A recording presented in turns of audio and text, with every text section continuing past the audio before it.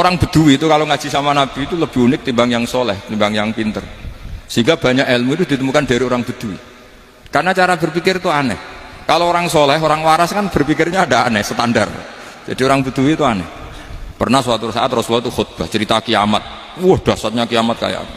Semua orang diam nangis semua. Orang Bedui enggak, lebih cerdas. Ini Nabi itu aneh. Cerita kiamat udah ada tanggalnya ini gimana? Orang nangis semua karena dahsyatnya kiamat kayak gitu. Bumi dihancurkan, wus. Pantas sudah nangis dewi-dewi. Ya ono sing nangis pabrik banyune macam-macam ya. Ini kalau kiamat gimana ini perjalanan air kemasan saya kan orang mikir mikir dewe-dewe gitu. Tapi ini enggak, orang Bedui cara berpikir tuh enggak malah ya Rasulullah mata saat engkau itu cerita kiamat tapi enggak jelas tanggalnya. Kalau cerita kiamat ya harus jelas dong kapannya. Jadi unik, jadi cara berpikir sahabat kaget semua loh, kaget. Sehingga tanya mata sa'ah ya Rasulullah. Lama-lama Nabi diangen-angen, bener juga orang ini, saya cerita kiamat kok gak jelas kapannya. Ini Nabi menjawab. Tapi karena Nabi orang-orang yang sangat pinter, tanya balik, ma'atattalaha. Lalu kalau kamu berani tanya kiamat kapan, saya tanya balik, ya persiapan kamu apa? Jawabnya santai saja. Fa wallah ma'atattalaha kabira sholatin wala siyamin walakinni uhibbuka ya Rasulullah. Saya nggak menyediakan apa-apa, sholat saya biasa aja, maksudnya standar, ya kira-kira 5 waktu pas, ya jenis saya lah kira-kira.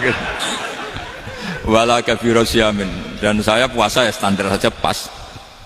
Walakinni uhibbuka ya Rasulullah, tetapi saya mencintai engkau ya Rasulullah.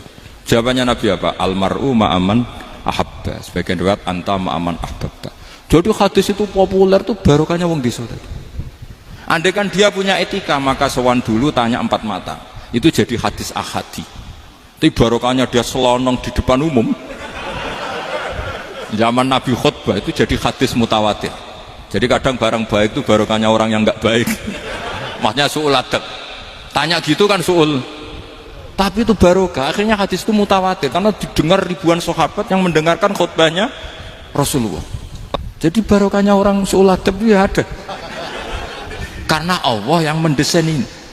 Akhirnya kata sahabat, kata Anas bin Malik, mereka itu mangkelnya bukan main sama Arabi tadi, karena tanya nggak sopan sama Rasulullah. Tapi setelah Nabi jawab almar'u ma'aman ahabba fama farihu bisyai'in farahahum bidzalika badal. Mereka tidak pernah senang dengan hadisnya Nabi sesenang riwayat almar'u ma'aman ahabba. Barokahnya Arabi.